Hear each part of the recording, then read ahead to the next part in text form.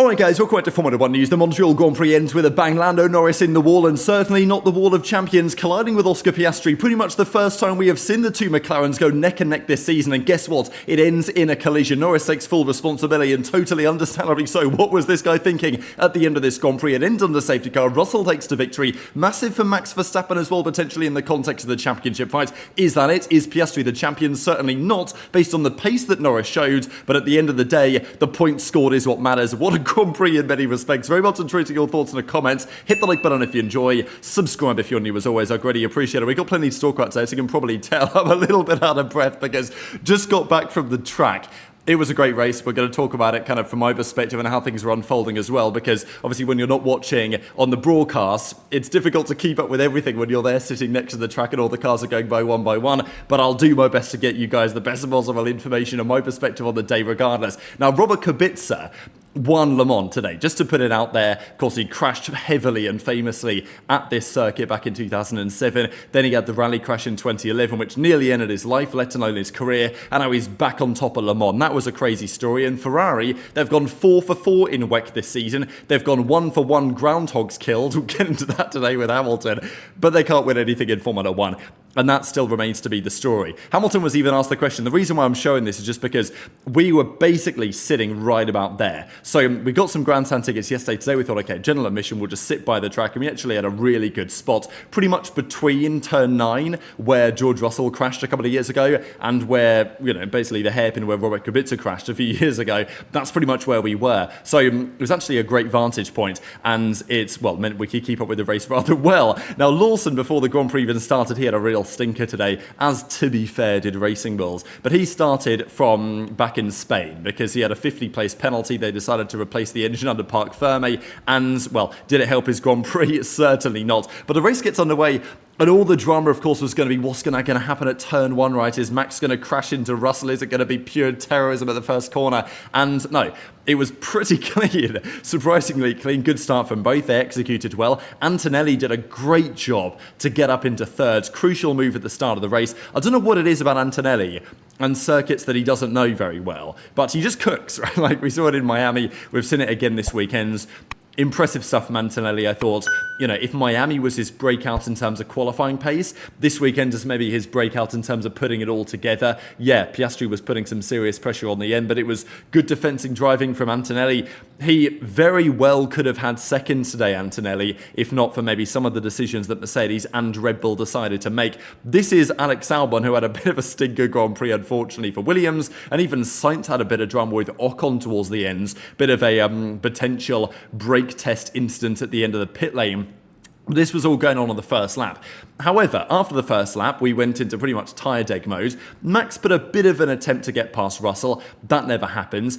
Then they relatively well settled in, but it was only like lap 11 or so that those medium tyres were really falling off, and Antonelli was putting serious pressure on Max. But Red Bull played it well from a strategy perspective. Whenever Antonelli was putting pressure on, they just said, all right, Max, it's time to box, and you'll make sure that you don't get undercut. Well, effectively undercutting Antonelli, as it were. It's not easy to overtake around here, and certainly not with these new cars where the dirty air is a big phenomenon, right? But Max was getting told, look, watch your front left. The tyre deg wasn't really there, and it's funny how it works because Helmut Marko going into today, I saw him make some comments this morning that basically said, we saw in the long run pace, Russell's tyres were degrading faster than ours, and of course today was hotter, as you can tell from my brow probably, than it was yesterday, and therefore it seemed like it was going to be even worse than Mercedes in terms of degradation. But it seems that the Mercedes upgrades, what they brought this weekend, has not only improved performance, but seems to have improved their ability to hold onto the tyres in the warmer conditions. It wasn't hot precisely, but it was definitely warm, and the Merc was still the fastest car, by a little bit of a margin, I would say, in the end. So Max pitted. It looked like maybe there was even going to be a 3-stop on the cards here, but that never quite materialised. But Ferrari, we're going to spend the next couple of minutes talking about that whole disaster, because Hamilton, right at the start of the race, as he was passing us, he was closing in on Piastri. It looked like maybe there was even an overtake to be made there. Hamilton had good pace at the start of the Grand Prix. But they pit Lewis, he comes out in traffic, gets stuck behind Ocon for a few laps, loses like 6 or 7 seconds, and at that point his race was totally cooked. Unfortunately for Hamilton, his race was already cooked before that point anyway, because he got damage from, can you believe it, of all the bad luck to get, slamming into a groundhog. the funny thing is, it's not really funny. Obviously, I feel bad for the poor little groundhog, right? But Hamilton is one of the staunchest, pro-environment, pro-animals, stuff like this, That's like Hamilton's whole thing. The fact that it had to be him that smashed into the thing, feel kind of bad. But yeah, he was missing a load of downforce on the car. Hamilton was on the radio being like, why is my car so slow? They eventually bring him into the pits, as we just mentioned. He loses loads of time to traffic, which is probably a Ferrari thing. But unfortunately, he just lost downforce on the car. And it was actually right about turn 9, literally just after where we were, Hamilton manages to slam into this poor groundhog, right? This poor guy, he's been managing the whole year without getting slammed to by a Formula 1 car, but that's what happens here. So it destroys part of Hamilton's car. He comes on the radio and says that, the pace is nowhere, what's going on? But he says, yeah, you know what, considering the damage, you're actually pretty quick. It's just you're going to be in complete no man's land. And I'm sure it wasn't a fun race for Hamilton, racing for nothing, basically. He was halfway around the track, half a lap behind because of what happened here, despite being pretty promising early on. Maybe they could have done something, and maybe they could have done something more with Leclerc as well. Hamilton said, I felt something, I didn't know what it was. I looked to my mirror, didn't see anything. People were telling me now that it was a groundhog. I'm devastated to hear that because I love animals, so it doesn't feel good. The floor's completely damaged on the right front. So yeah, tough day at the office, but more drama on the other side of the garage, right? Because Charles Leclerc was understandably pretty furious about the way that Ferrari handled his strategy. The hard tyres that he started on, and Lando, they were going pretty long. In fact, they were doing a really long stint. And again, the Pirelli tyres continue to confuse me because there were some guys out there that weren't like Ocon and Tsunoda or whatever. They were doing, 40, 50 laps on these hard tyres, and they were getting away with it on the C4 compound. But the C5 was quick, but it was just dying instantly, right? And there was a big delta there. But again, we get this weird phenomenon where the hard tyre just kind of seems to last forever. And, it wasn't the case for everyone. There were obviously a couple of pit stops and it made for a good Grand Prix.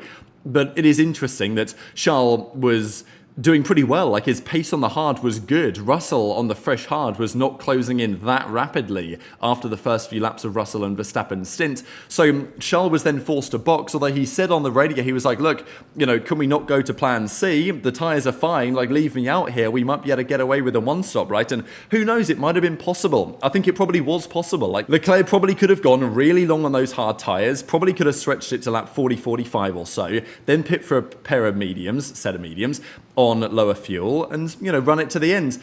It could have been an interesting idea, and it was maybe Ferrari's only real shot to try and sneak a podium. But, of course, they managed to find a way to just throw that away, and Charles says, I don't get it. The tyres were fine, right? The tyres were fine. That you just, effectively, Ferrari just settled to be very mediocre, whereas they could have taken a risk to go further up. Even Charles was saying, look, the medium's just better, guys. What are we doing here? Could have gone medium maybe, or could have gone certainly hard medium or simply just long hard and then to the medium, who really knows. But at the front of the field, it was pretty clear that Russell had the measure of Verstappen. When they were getting deep into the stints, Russell had a bit more pace as well. And okay, the final stint he was probably managing until the end of the Grand Prix and just make sure he was managing the gap out there. And I think it was a really assured drive from Russell today. I think you look at the context of the race and you say, yeah, Antonelli was good as well, but it's the type of performance today from George that shows Toto, look, Max is still Max, but it shows Toto to some degree that look, yeah, I can get it on pole, I can beat Max fair and square in the race, I can manage the pace, and we know that last year around this track in trickier conditions, for sure with the rain, both Lando and George had a chance to win the race and Max won it, and that's just classic. But this time, Russell got the job done, and frankly, I don't think it was especially close. He managed really well. Max was on the radio saying, look, I just don't have the pace to challenge this guy right now. It is what it is. And then eventually, Max comes into the pits again. Now, this is on lap 38, and I was thinking, well, hang on a second, we've got 30 odd laps to go here. Maybe they're not going to be able to make it to the end. Maybe it's going to be necessary to do another stop. But they wanted to make sure that Max didn't get past. They pit him again. And I was wondering, right, that maybe if a third stop was forced, then it could have made the race really interesting. And the race, to be fair, at the end, it was a bit of a slow burn. And it was probably the type of race where it's almost better to be there in person because the majority of the race, there wasn't really that much happening, was there? So it was pretty good to be there in person and kind of see it all unfold in front of you and also follow what was going on the phone. This is Albon retiring from the race as well, and we had Lawson retire shortly after too. But on lap 56, this was about where I thought, okay, if you're going to have to go for the 3-stop, now's when it's going to have to happen, because Piastri came out of the pits and was flying, and I was like, well, if the guys at the front aren't going to pit now, they're not going to be able to get away with it because Piastri is just going to hold on to the lead and there's just no way you're going to beat him. So it effectively forced the hands of the guys at the front to make sure they got to the end on the tyres. And they were going to be able to do that without too much difficulties, and that's what they did. But this was the top 5, and it was actually a really good top 5 because there was a time here, it's pretty rare that you get 5 cars fighting for the win within about 5 seconds of one another, and that's pretty much what we had today. Yeah, okay, it was pretty inevitable that Russell was going to win, but Max was putting some pressure on. It was not clear-cut. The battle for the final podium spot was still alive. I think the race was pretty interesting. It wasn't an epic, right? It wasn't a classic, but it was a pretty good race, all things considered. Any race where there's at least a battle for the win, I'll take it, right? So then we got the big moment, really. Not just the crash, but I think the big moment in the context of Lando closing in on Oscar. So Oscar was trying to get past Antonelli, couldn't do it. Kimi was defending well. And Lando was closing in, even on the stints before, when they were, they pitted later than the others, so they were leading 1-2 at a time, or whatever it was, and Lando was closing in. So, my feeling watching from the side of the track, every lap I was watching them go by and thinking, okay, Lando's a bit closer, I was like, wow, this could be really big for Lando, in terms of his confidence for the season, and other factors like that, because, yesterday was a bad qualifying session. He's had some confidence boosters, of course, such as Monaco, should have been a big one. But today was the type of race where you're starting 7th, your teammate's starting 3rd. You end up battling over 4th and 5th, and maybe the final podium spot. You've got more pace than your teammate. You're potentially going to beat your teammate on track. That's the type of moments that, it's almost like Hungary last year, where yes, he yielded the win, but he made a point, didn't he? His race engineer was on the radio saying, all right, Lando, you've made your point. And that was that, look, I'm faster than this guy. And I think today, this stint could have been really critical, and maybe obviously still is critical, but it could have been really good for Lando, because if Lando had done this stint, got past Oscar fair and square, made the pass, it could have been a really different story we're telling today. Okay, Russell wins the Grand Prix, congrats, but it's look, Lando beat this guy fair and square on track with superior pace. We've not really seen that this year. The two guys have been so closely matched, it's really been very qualifying dependent, where Piastri's had the nod.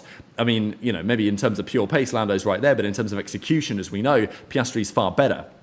So it was all getting rather intense, and they kept coming back lap after lap, past me, and I was like, okay, is Lando close enough to try and lunge into the hairpin? What's he going to try, right? What's Lando's approach going to be to make this move stick? And well, this was his approach. He stuck it in the wall. And I mean, it was interesting to watch this unfold because he was coming past us towards the hairpin. I was like, okay, it's pretty close this lap. And then I heard a lot of noise at the hairpin, right? So there was clearly a battle happening there. He ends up sending it down the inside. And then as they were escaping the hairpin, they were running side by side. And the cheers, you could hear the cheers all the way down the grandstands. And then they got to the other end of the track that we couldn't really hear what was happening, but I was kind of following along on my phone, and I saw that Norris's dot on the mini-map just stopped moving. And I was like, oh my word, something serious just happened. I thought it was probably going to have taken out Piastri's car as well, but it didn't. And this was Lando's car missing a front wing in the wall. Now, we've seen this type of incident before. This is, 2011. The two McLarens of Button and Hamilton coming together at the same spot. Now, look, to be fair, much trickier conditions then. And at the time, it was a misjudgment. There maybe was a move on there for Hamilton. This incident was not the same. It's the same, it's very similar, right? But in terms of execution and the way that it happened and who's to blame or whatever, it's not quite the same story, the way that it unfolded. But let's just talk about how it unfolded. They come at the hairpin side by side. Such a cool moment. Finally, we get to see the McLarens battle a bit. Not for the win, but they get a battle a little bit here. We get to see a little bit about what's going on. Lando had the advantage, but the issue is here, Piastri just did a great job. I mean, look how far Piastri is back. But he knows that if he brakes pretty late, he's going to make it to the corner first. I actually think both of these guys played this part really well. Piastri broke late, but he recognised that he was going to get a worse exit. Lando gets a much better exit, and right here, Lando's accelerating faster, and the overtake absolutely looks on into the first corner. But then we get a Lando Norris special. So this was the rundown into the hairpin. Lando sends a big dive bomb. Honestly, I think from Lando's perspective, this was perfectly executed. Lando went about this overtaking attempt absolutely as he should have done. It was honestly pinpoint until it was disastrous, right? It was absolute cinema until it was absolute disaster. Because, if he simply breaks behind Oscar here, he's not making the overtake happen. So I think the way that Lando approached it, dive bomb down the inside, Clean move, but accepting the fact that Oscar's going to get the switchback. But I think this is a better attempt from Lando to at least make the overtake happen. Then they have a pure drag race. Of course, Lando's trying to find the slipstream from the car in front, which he does, more so than Oscar, so he does pull ahead. Then Oscar outbrakes him, but of course Lando, you see this little jig to the left here from Lando, perfect little move because it sets him up great for the run. And it's like, look, Lando's played it perfectly. This looks like P4 on a platter.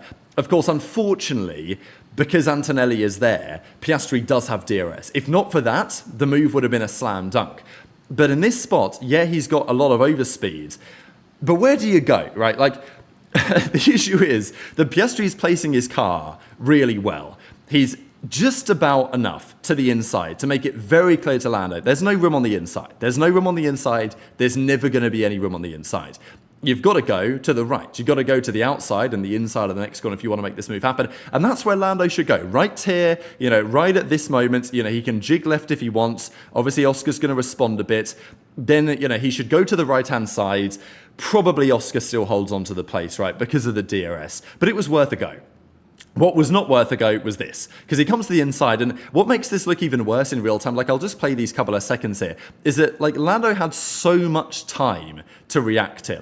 He genuinely had so much time to not crash into his teammate, right? All he had to do, right here, there's an opportunity to back out. Right here, there's an opportunity to back out. He doesn't need to go for it. This is your teammate after all, and there's, a good few laps still left to go. It wasn't, last lap Lando or whatever, right? There's no room here. There's no room. Where does he think he's going? Genuinely, it's like with Max when he was next to him coming out of the pit lane at Suzuka, right? When he was on the grass. It's I don't know, man. Where does Lando think he's going to go? He's got his wheel on the grass. There's no room here. And I know that Oscar jigs again to the left, but it's there was never any room there. Anyway, hits the back of him, breaks his front wing. I thought both the McLarens were going to be out of the race having watched this back. Big flames on the left-hand side or sparks or whatever as he hits the wall with the tyre. That suspension breaks apart and, that's Lando out of the race. Crazy moments, right? Because as I say, until that point, Lando had great pace, looked like he had good confidence in the car. He was maybe going to be able to get the move done on Piastri fair and square on track. It would have been big for the momentum of the championship. And then he pulls this one off, which right here, just go to the outside. It's okay if you don't make the move happen or whatever. You've got the next lap because you're forcing Piastri to battle. Maybe Antonelli gets out of DRS. Maybe next lap your chance, right? So much opportunity here. But at the end of it, Lando's look, that was stupid for me. And fair play to Lando. He apologized immediately. He could have come out on the radio and said, Oscar came to defend the inside. Look, the team obviously aren't happy about it. Something like this was inevitable that they would at least have some drama. But in this way, come on, right? It's just so silly in so many ways. As Norris says, it's stupid from me. Was a bit of drama at the end of the race as well, because of course the safety car happened, and at that point there was no saving it. It was going to finish under the safety car. Kind of robbed us of what could have been a real interesting finale, but it is what it is. I think it was a deserving finishing order at the end of the day. Max overtook Russell technically, but Russell did did a braking maneuver basically. He braked aggressively to kind of goad Max. He did the Brundle, right? What Brundle suggested, goad Max to overtaking you. Which he kind of did. And then Russell's Verstappen overtook me. And it feels to me like this is an attempt from George to get Max a penalty point, right? To me, that seems to be the intention, that he was playing a bit of a cheeky game. And look, I don't know if anything's going to happen about that. Possibly not. But look, there is some other drama as well that is still, as of recording this, currently ongoing. That is that there's plenty of drivers right now that are under investigation for overtaking under the safety car at the end of the Grand Prix, which you're not allowed to do. Now, this happened before, and it was received with just a warning, but there were discussions that further breaches of this kind of behaviour would incur significant penalties. So Max was obviously snitching about it, but at the end of the race, it's Russell, Verstappen, Antonelli. Antonelli's first podium, the third youngest ever podium sitter. Piastri, Leclerc, Hamilton gets into sixth, given Norris's crash, right? Alonso, Hulkenberg deserves so much credit for that P8.